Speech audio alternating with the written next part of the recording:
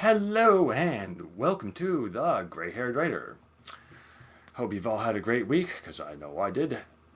Today, I am going to talk to you about writing a femme fatale character in your story, without having her be a cliched woman, the lady in waiting or anything like that, because you want this type of character to be far more than a manipulative seductress.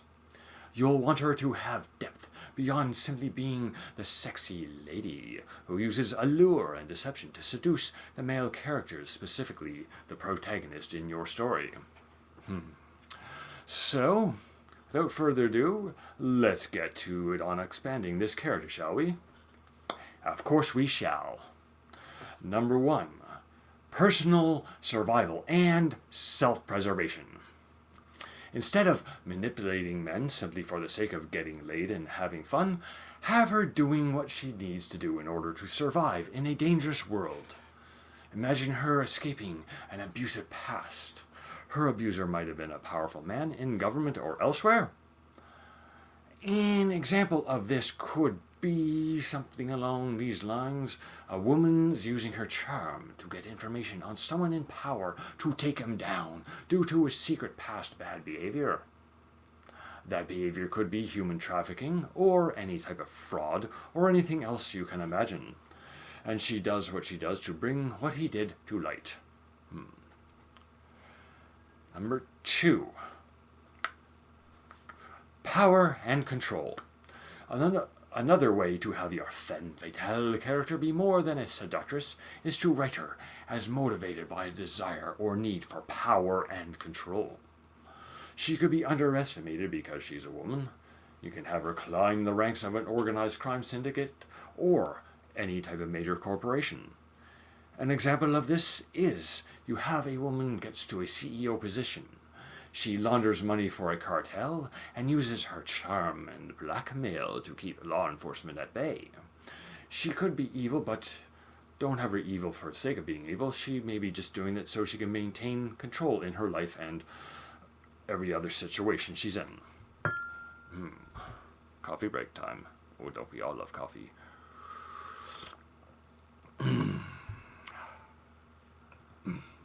Number 3.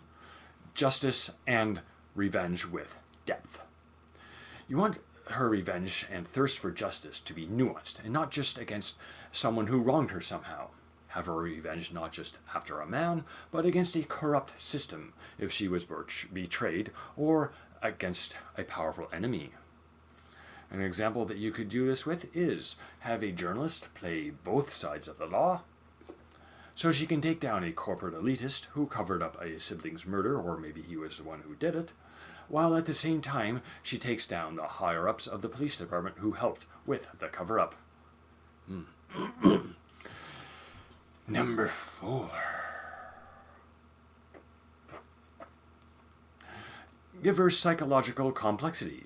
Her manipulative tendencies could be as a defense mechanism as opposed to any malicious intent. This could be due to a past trauma or anything along those lines, like her upbringing or anything that might have happened in her formative years. That's where you do your character development stuff. An example of this could be a con artist who has become a police informant. But she also still manipulates people, unable to break that habit, even though she really, truly does want to do good for people. Show her struggling with this. It could cause her guilt while she's going through her arc from being a manipulator all the way to becoming a born-again good citizen.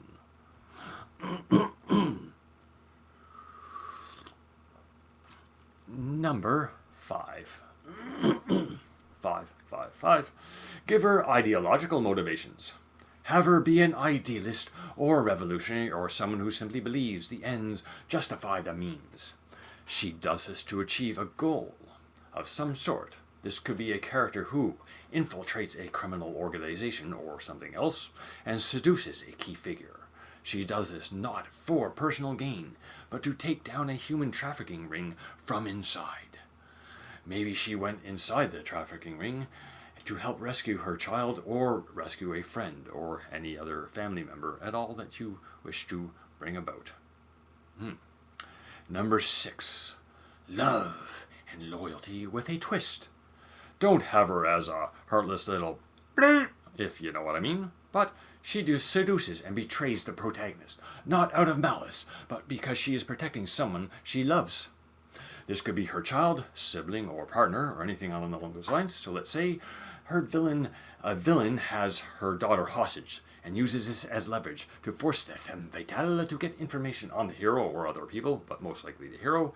But you could possibly have her redeem herself after it becomes obvious that the villain won't let her child go. So she ends up helping the protagonist, and he helps her save her daughter. Coffee break 3.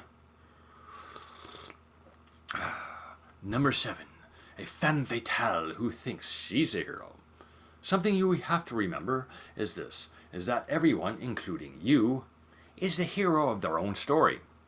Evil never thinks it's evil. So for this character, her manipulations are the cost of doing business.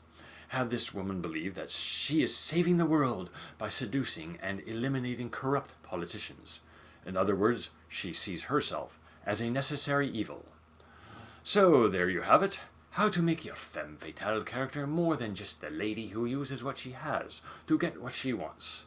She has goals and motivations that you need to give her beyond simply getting into bed with all the hot guys of your story.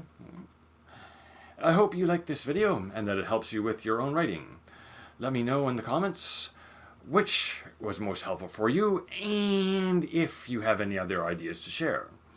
See you in 7 days and have a great day and week. And check out my previous video, Women in Crime Fiction. Until then, so long.